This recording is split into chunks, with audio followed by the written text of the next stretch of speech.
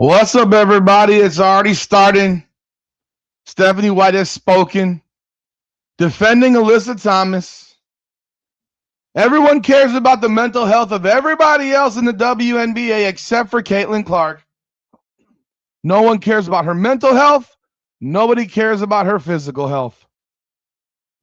But they all care about the mental health, the physical health, the everything health of Alyssa Thomas because Alyssa Thomas is the victim. She's the victim. This is what has been created in this WNBA space. Alyssa Thomas has still not apologized to Caitlin Clark for what she claims was an accident. Does that lengthy interview, which I posted and gave my reaction to. Still no apology. But I'm supposed to feel bad because Alyssa Thomas is getting some uncomfortable DMs or comments on social media. Is that what it's supposed to be? And I get to listen to Stephanie White tell us how horrible it is. You're right, Stephanie. It is horrible. No one should receive those types of threats, comments, tweets, X comments, DMs, IG posts, Facebook messages, and whatever else. I completely agree. Can we stop attributing this stuff as if Caitlin Clark has any control over it? She cannot control what people or bots or trolls say using her name as their basis for their commentary. And there are already videos popping up today, and I'll have another video on another topic involved in this later on as well. But we have hit a point where the head coach of the Indiana Fever would rather defend her former player than defend her current player. The player that's sitting on the sideline with an injury because of the nonstop physical abuse she deals with on a day-to-day basis. Yes, Caitlin Clark is still out. No, there is no idea as to when she will be back and able to play. I would bet you right now it is Wednesday. She will not be available on Sunday. I would bet on it. I hope I'm wrong. But I would bet that she is not available to play on Sunday. Because once again, she did not have a workout with the team. She did a personal, individualized workout with the player development personnel coach and the team doctors and the whole nine. Let's listen to what Stephanie White had to say. Welcome back to Indiana Fever Unfiltered, powered by Come On Now, the podcast. Like, subscribe, follow, hype the video. That would mean so very much to me. That's in Ben Daniel format right there. Maybe that would drop me some extra subscribers. But my God, what are we doing here? This woman gave a speech without a question. That wasn't there. You want to know why? Because she knew what she wanted to say. Because when she gets interviewed in real interviews, she has no idea what to say. In this particular case, she prepared this, she rehearsed it, and she said it. Let's take a listen.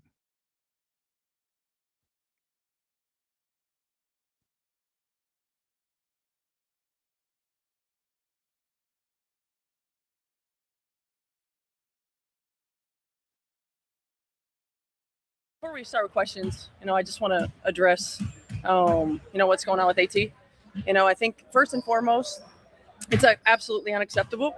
I think as a league, as a whole, there's been so much more toxicity, racism, homophobia, straight out like nonsense, hate nonsense. And it is absolutely unacceptable. Most of this coming from the online community, most of this, in my heart of hearts, I believe not coming from WNBA fans, Indiana Fever fans. I believe that this is people who are using our league, using our players to further divisive agendas. It's not acceptable. Yes, we have to continue to protect our players. We've got to continue to support our players in our league. We get to play a basketball game. And AT was exactly right. Like, we get to play a basketball game. And yes, that's going to come with criticism. Yes, that's going to come with fans and the love-hate relationship that they have with players and teams. That is going to come. But it's not hard to not be a jerk. And if you are one of these people that are online doing this, do not call yourself a WNBA fan. Our league is about inclusiveness. Our league is You're right. It's not hard to be a jerk. You're so right. You're so right. So tell me why the WNBA has been a jerk to Caitlin Clark for 2.5 years. Tell me why the players in the WNBA have been a jerk to Caitlin Clark for 2.5 years. Tell me why they are so ostracizing of Caitlin Clark for the last 2.5 years. Tell me why someone like Alyssa Thomas is allowed to just beat up on people. And Caitlin Clark ain't the only victim of it. But tell me why she's allowed to be a jerk and beat up on people whenever she feels like it and never have accountability for it and then become the victim of it. I mean, I showed the video last night of Angel Reese. Angel Reese was parallel to the ground at one point 2 years ago when Alyssa Thomas took her throat out.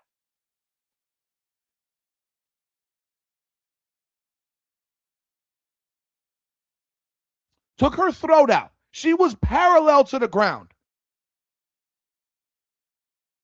And she got ejected. She should have been suspended for that one too.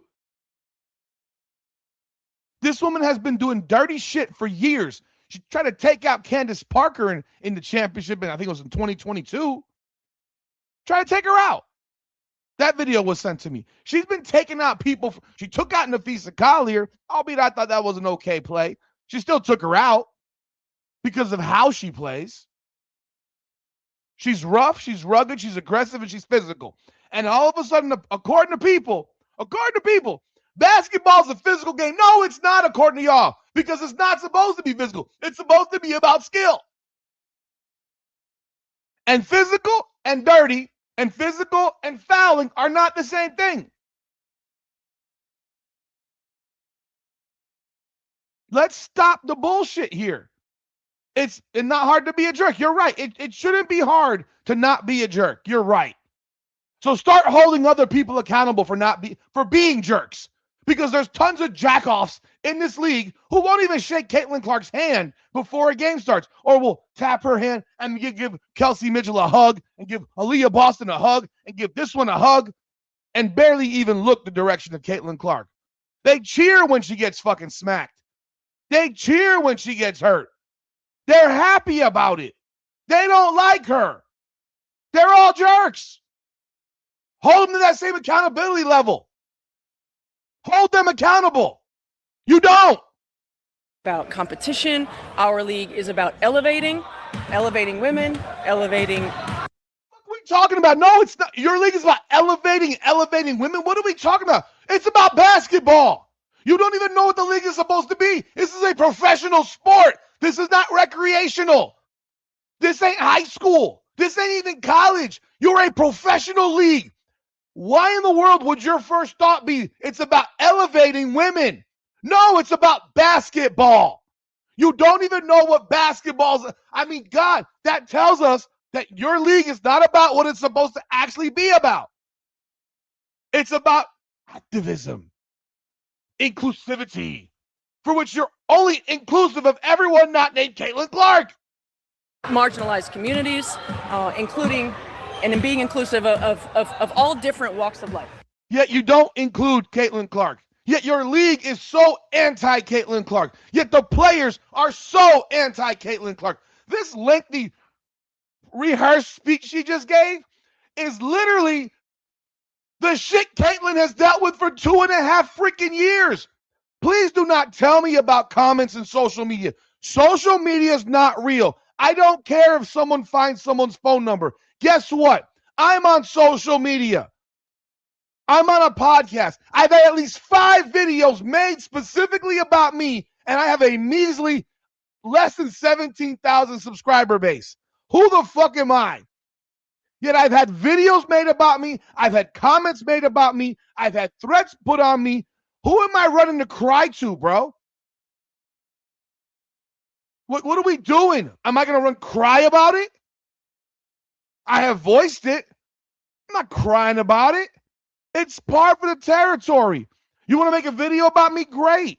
And you want to know what? I know all those folks are people that hate Caitlin Clark because I've seen them. I've been on podcasts with individuals there. I've had their fan bases come after me. And who am I? Who am I? I'm nobody. I'm nobody. So should I hold Angel Reese accountable for that? That's the delusion here. People want to hold Caitlin Clark accountable for what trolls and assholes and bots say or message, or even as I learned today, a phone call was made, and I'll do that in another video. What are we talking about, folks? My little ass right here has had threats on me. I'm not crying to mama about it. No one's going to do anything. No one's doing shit. They can talk all they want. I don't even care. I've been threatened. Who cares? It is what it is. Is it annoying? Yeah. Do you like it? No. Do you deal with it? Sure. And I'm not holding Angel Reese personally responsible for people being fools. But for some reason, when it's Caitlin Clark, so-called fans, largely which aren't fans, she's held responsible for it. And she's supposed to speak and denounce it. Angel Reese doesn't denounce shit. Neither does Alyssa Thomas. Neither does Asia Wilson. That is what our league has always been about from day one. That is what our league will continue to be about. And we will continue to compete at a high level, hold ourselves to a higher standard, continue to be on the forefront of social norms, and we will continue to support one another collectively as a league. Social norms? I don't want to break this to you, Stephanie.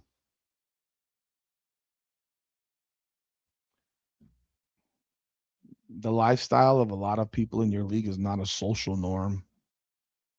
I'm not even joking here. Like, it's not.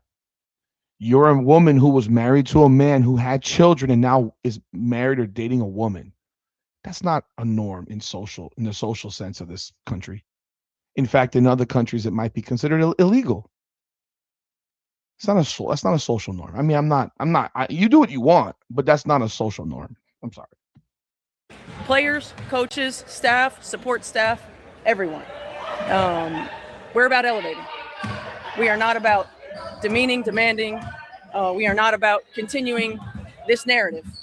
And see, now I know she ran out of words. Now I know that her speech was basically about 1 minute and 45 seconds because now she's getting some ums in because the beginning part was like, and now she's thinking for words. Now she's searching to extend the speech. It's just absolutely unacceptable.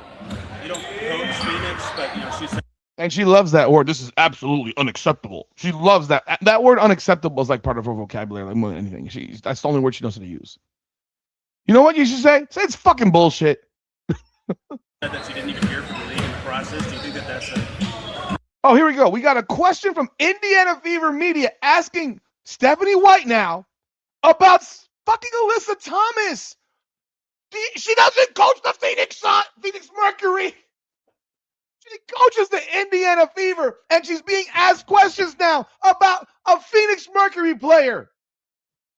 The question is about the league contacting Alyssa Thomas. What the hell is going on here? Indiana Fever Media are asking Stephanie White about Alyssa Thomas. Fair way for them to have gone about this at all? That it ended like that? No, I think obviously when there's a lack of communication, the void is filled with negativity, right? I think, being able to communicate, being able to be the one who reaches out first is important. So yeah, I'm sure. Yeah, I would love if I was in that situation, I would have wanted to hear from the league. Look, none of us can control social media. The things that we can do to minimize it. Some of us are in better position than others. Myself as a coach, I don't have to get on there. Players, their brands are on there. And so it's different. It's different. And we can't control that, we know, but continuing to put whatever we can in place, I think, to support, to help. And then from a human standpoint, checking on one another. Checking on one another is important too. Who the fuck checks on Caitlin Clark? Who checks on Caitlin Clark? And you mentioned their brands are on social media. Listen here, man. You're making $1.4 million. You should not be the one in control of your social media. Maybe if you're making 80 grand or 200 grand or whatever, fine. You're making over $1 million. You should now have a person who handles that for you. Like you should have your own private social media that's private, that you don't allow people to follow you without being accepted. Private. And then you have your public persona social media, for which you shouldn't even be in control of it. You shouldn't even be running it. You shouldn't even be looking at it. Because if it's so toxic and so bad for your mental health, then let an employee fucking look at it for you. Let your manager look at it for you. You should have you're making $1.5 million. You should have some type of social media manager. Maybe it's your agent. Maybe it's your agent's. Somebody is doing this stuff for you. Maybe it's your sister, your brother, your uncle, your aunt, your mom, your dad. I don't know who, but keep that crap away from me. And let them handle it. Let them delete the shit. Let them not look. Let them deal with it. Because all I get to hear about is this is their brand. No, there was no brand on social media 20 years ago. People had endorsement deals without social media 20 years ago. Imagine that. Imagine that. Support each other. Who the hell supports Caitlin Clark in this league besides Sophie Cunningham?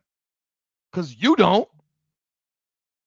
You mentioned when she was with Connecticut, you were her coach. Yeah. The series against the Fever. Actually, she felt similar things. Do you recall that? I remember you talked about this stuff during the first round. And do you feel like fan behavior has improved since then? Yeah, I remember that because I remember our players talking about it. I remember, myself, talking about it. I don't know if fan behavior has improved. I don't feel like legitimate WNBA fans are the ones that we're talking about. I feel like it's an online community. And maybe this is my privilege and my being naive, but I truly believe that it is an online community that is using our league, that is using our players to continue to further divisive, hateful narratives. Have you spoken with AT? Wow. Okay, here we go. Once again. She remembers when she was the coach of the Connecticut Sun and Alyssa Thomas was given this same rhetoric. So she can already shoot down, because remember, Alyssa Thomas claimed that it was coming from the inside the building as well. Alyssa Thomas claimed that it was coming from inside the building. Now, Stephanie White's now been coached there for almost a year and a half now, and she's never heard it inside the building because it's not true. So she's acknowledging here that it's an online community of basically bots, trolls, and ass clowns who are not Caitlin Clark fans, who are not WNBA fans. So why are we still having this freaking conversation? If you can deduce by this point that it's not that, Caitlin Clark should not have to get on a podium and denounce this every single time someone cries to their mama. She's already done so. This is professional sports. There are rabid ass clown fans. There are trolls. There are shit stirrers who would just get off rocks. Go look at their profiles on social, where most of these things come from. They got no followers. They got no posts. They literally create and delete accounts like crazy. If you go look right now in the Twitter sphere or the X sphere,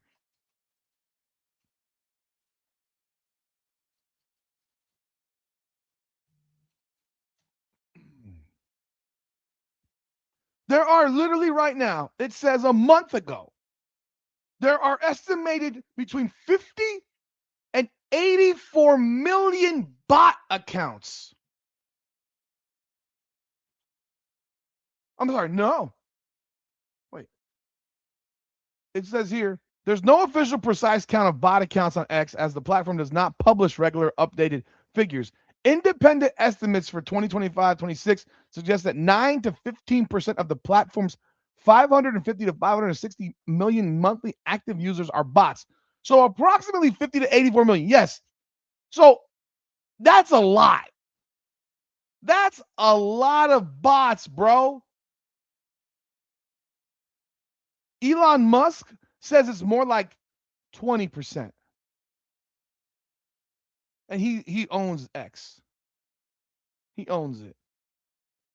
Other studies say close to 30%. So almost 1 in 3 accounts on social media are bots. Yet we're going to sit here and people are going to blame Caitlin Clark. And Caitlin Clark's supposed to fix this. Fuck out of here. Or Nate Tibbetts at all since I have not. No, no, I have not. And finding out about her comments last night, I just wanted to address it. Of course you wanted to address it. Finding out, I wanted to address it. Yeah. I need to come in ready. Yeah. Ooh. Ah. You will when you guys play? Yeah, I think I will. Mm-hmm.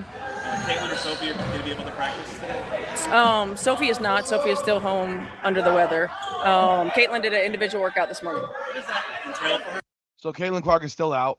Is she with coaches for that? Is she just literally by herself? No, she's with our player development coaches, with our medical staff, with our sports performance staff, and just working on some basketball skill stuff, movement pattern stuff as she continues to work her way back to full team activities. Too early to know about availability for Sunday. Do you have any idea for that? Yeah, no, I think it's still too early. do you have a better idea, I guess, of just her status? Like, is she doing better with her back, or do you have more clarity, I guess, just on the injury itself? Yeah, I mean, I think every day is a little bit better, right? Every day is a little bit better. And again, Every day. It's been 8 days.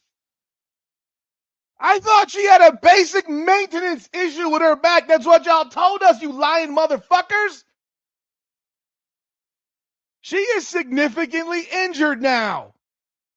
8 days and she can't work out with the team? It's happened Wednesday. So we're going Thursday, Friday, Saturday, Sunday, Monday, Tuesday, and now Wednesday. It's been 8 days since this happened. So we're on the 7th day, the 7th empty day. Y'all tripping, man. The lies. I can't take all the lies.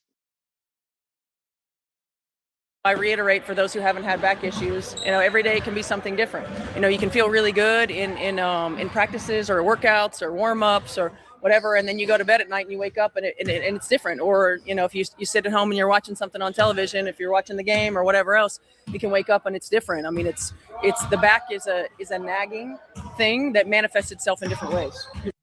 Yes, I'm very well aware of that, Stephanie. I know the back manifests itself in different ways. I'm 48. She's 24. Yeah, I'm very well aware that the back can manifest itself in many ways. She's 24 years old, bro. And her back is this jacked up. Oh, Lord. Yeah, from the tons of physical abuse she received from the people in this league.